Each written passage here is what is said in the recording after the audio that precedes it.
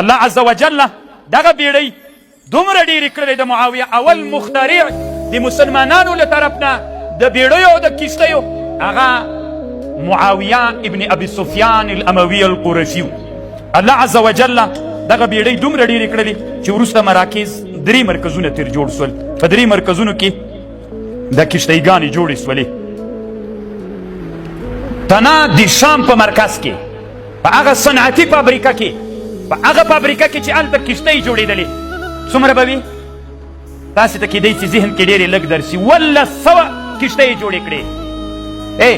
دا د عثمان صاحب خلافت و، دا له تمدن نه لرې زمانه وه.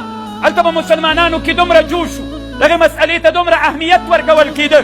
وبلغ اسطول الشام 1200 کښتیو ته معاویه رضی الله عنه تیارې بیړۍ جوړې کړلې چې الله عز وجل د دغه بیړیو په واسطه باندې اسلام ټولې